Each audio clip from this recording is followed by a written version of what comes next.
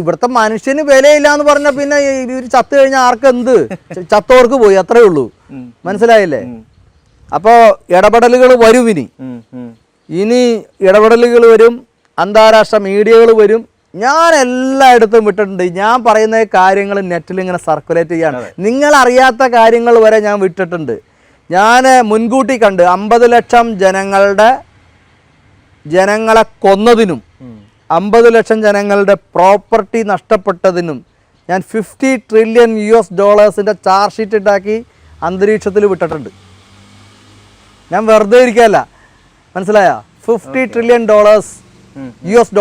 Charge sheet ഉണ്ടാക്കി വിട്ടിട്ടുണ്ട്. ഇവർ അക്കൗണ്ടബിൾ ആണ്, ഈ ഭരിക്കുന്നവർ. മനസ്സിലായില്ലേ?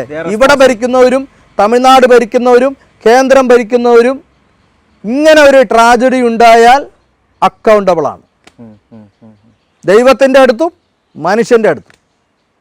തീർച്ചയായിട്ടും.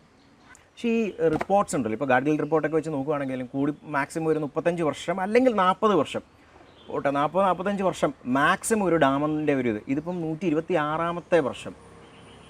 അപ്പം എന്നിട്ടും അതിനൊന്നും ചെയ്യുന്നില്ല എന്ന് പറയാൻ ഒരു വലിയൊരു ചതി തന്നെ അല്ലേ ജനങ്ങളോടൊന്നും? തീർച്ചയായിട്ടും. ശംഭു പറഞ്ഞ പോലെ 35 വർഷം തൊട്ട് 40 വർഷം വരെയാണ് ഒരു ഡാമിൻ്റെ കാലാവധി ഗാഡ്ഗിൽ റിപ്പോർട്ട് പറയുന്നത്. അതെ, ലോകത്തിൻ്റെ ഒരു സ്റ്റാൻഡേർഡ് വെച്ചിട്ടും 40 വർഷം തന്നെയാണ്.